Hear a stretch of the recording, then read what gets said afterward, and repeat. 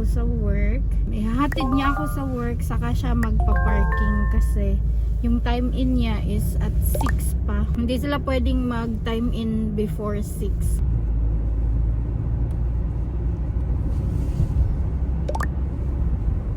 It's 4:15 na. Kailangan kong dalhin itong laptop ko dahil hindi pa ako tapos mag-edit. Doon na lang ako mag-review na aking in-edit.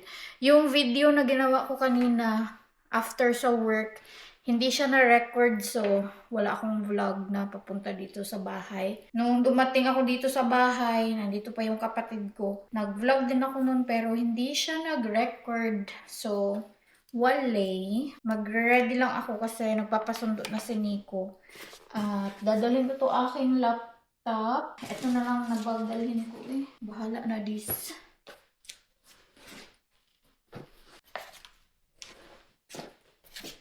Doon ako mag-edit sa bahay ni Bianan. Dahil wala na talaga akong oras, no? Nakalimutan din ni Nico na dapat maaga kami. Naalis na ako. Uy, late na. Anong oras na? Nakalimutan din ni Nico na kailangan niya akong i-chat kung tapos na siya sa work niya. Super malilate kami ngayon. Kailabianan. Kanina ko lang nalaman na hindi pala nag-record yung aking mga dinaldal kanina. Nung nag-transfer na ako ng files. Hi! Yung colleague ko si Ate Jessie. Nagkita kami. Papasok siya. Dito pala dumadaan si ate. Si Ate Jessie yun. Parang ang saya ko nung nakita ko siya. Akala ko nasa work siya kahapon. Tapos lingon ako ng lingon. Bakit wala pa si Ate Jessie? Naka-leave pala siya. Vacation pala niya. Na-miss ko tuloy si Ate Jessie. Ay, ang sarap ng sunset. Ay, ang ganda ng sunset. Diyos ko. Ay, hindi pala siya abot. Wow! Pagpasensyahan nyo na kung hindi ko i-edit out etong part na to kasi ang ganda ng sunset.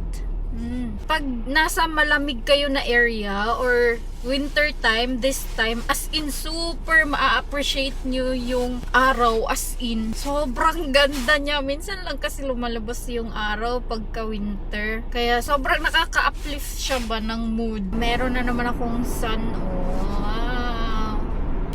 Sobrang ganda. Sayang lang hindi niya siya makita. Ang sarap sa pakaramdam na nakatapat sa'yo yung sun. Pero kahit na nakatapat yung sun, sobrang lamig.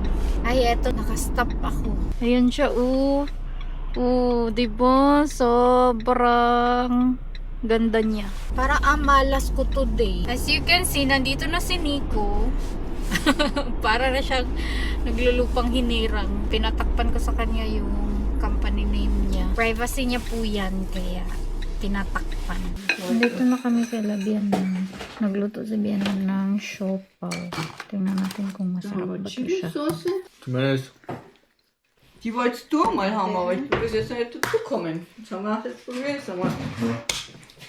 Wenn sie schmecken wie bei 7-Eleven.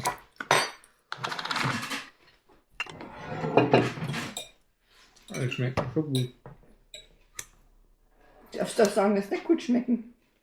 Ich will ja dazulernen. Das ist als Vorspeise, oder wie? Ja. Schön. Schön. Nagluto si Bianan ng bibe. Mga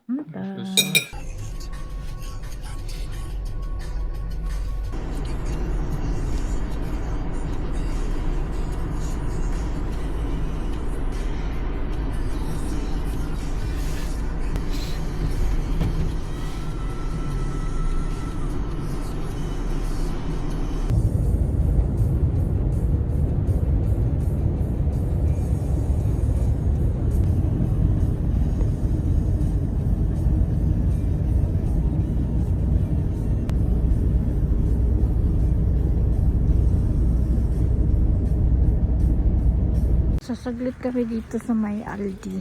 Bibili lang ako ng load. Kaka-expire lang kasi ng load ko ngayon lang. Kaya ngayon ko lang din siya naalala. Nagplano pala sana ako nung bumili si GM ng load. Bibili na din ako. Pero nakalimutan ko.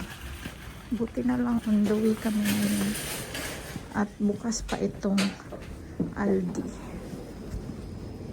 Andito na kami sa bahay. Sobrang lamig, uy. I-haul ko lang saglit yung aking mga nakuha galing kay Bianan. Nang arbor ako sa kanya na tikane. Meron to siyang takip, pero ayaw ni Bianan kunin yung takip. So, ayan.